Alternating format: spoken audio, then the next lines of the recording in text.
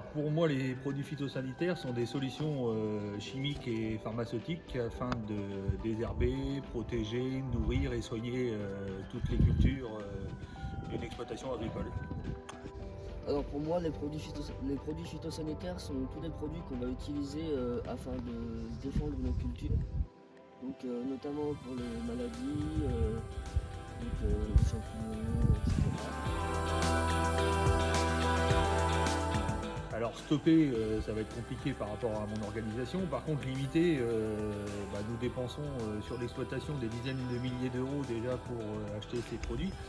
Et puis on essaye le plus possible de limiter leurs usages ou éventuellement de trouver des alternatives comme on peut par exemple trouver pour lutter contre la pyrale du maïs où on met des trichogrammes, des petits insectes qui permettent d'éviter un traitement chimique. Alors stopper non, parce qu'en effet ça serait difficile, notamment avec une surface assez importante. Mais limiter, on essaye forcément quand on voit aujourd'hui le coût des produits phytosanitaires qui est très important.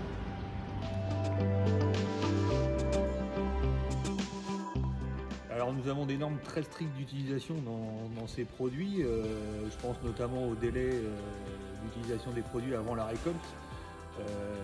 On essaye en tant qu'agriculteur, et on le fait forcément au vu de la législation, de faire ça dans les normes pour éviter justement que les résidus des produits se retrouvent au final dans l'assiette du consommateur. Forcément, il y a eu de nombreuses études, avec de nombreux cas concrets qui ont été prouvés scientifiquement.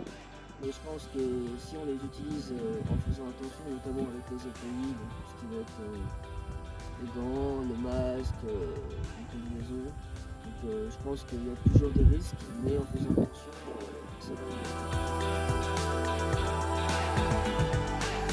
Bah, écoutez, moi je suis dans un système d'agriculture dite conventionnelle, donc oui, ça fait partie de ce qu'on utilise dans ce mode de culture.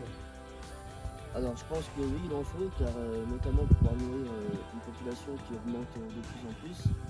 En effet, en ayant des voisins, notamment en bio, on constate une forte baisse de rendement qui n'est pas possible pour la population française.